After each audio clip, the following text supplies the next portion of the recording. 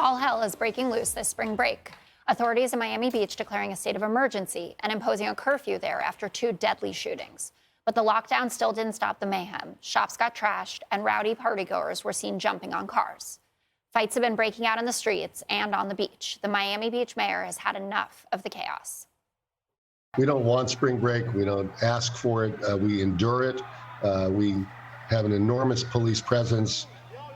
The 2 shootings that you referred to, there were police on the scene within seconds. Arrests were made within minutes, but it's still not deterring the misbehavior. Jesse, what do you think has changed in the culture of spring break? Because it used to be the big fear was alcohol poisoning, right? That parents were afraid their kids would just drink too much and have to go to the hospital. This is, you end up dead. And some of the violence looks gang or drug related. That one shooting looked targeted to me. It's like a point blank shot to the head, and then they put him down on the ground with extra shots. There was something going on there. Miami Beach is a new destination. It was never that when I was growing up. It was the Fort Lauderdale, it was Daytona, Panama City. So now Miami Beach has a real problem, and they're just going to ruin it for everybody. No one else is going to go to Miami Beach if people are just lying in a pool of blood. So they're going to ban it. There was another, I believe it was on the West Coast a couple years back after some of the Hannity exposés. One of the mayors was like, we've had enough. We're absolutely shutting down. But they migrate to another place. They'll either go to Texas, they'll go to the different side of the peninsula. But you just have to stop attracting so much heat. When you're out there past midnight with weapons, or you're on the beach with boxing gloves in unsanctioned events, you're drawing too much attention to yourself, and you don't want that much police presence. You want to do it under the radar. Oh. You're giving advice? I am. They listen to me. Yes, they do, the kids. Greg, do you think it's possible to ban spring break or make a dent in it? People are still going to Mexico with the warnings about the kidnapping It's amazing. I didn't even know this was happening. You know what it's like maybe it's reassuring that we could have war and crime, and yet nothing gets in the way of a good time for college kids. They don't give a damn. They're willing to spend their parents' money. Spring break was hell without this. It never looks like fun to me. It's like, and it's weird. Who needs the break?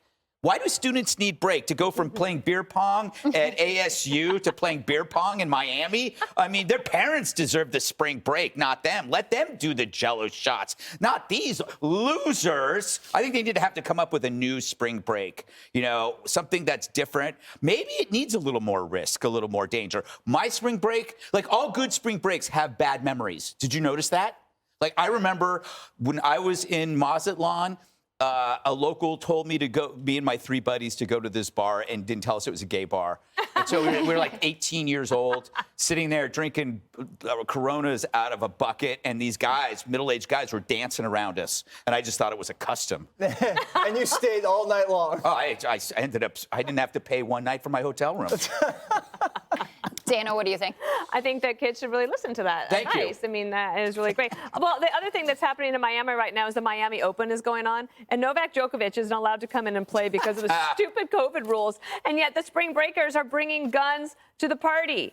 And they confiscated 70 guns already. And I felt for the mayor today because the businesses are mad at him because they don't want to have a curfew at midnight, because that's when people are making all the money into the wee hours of the morning.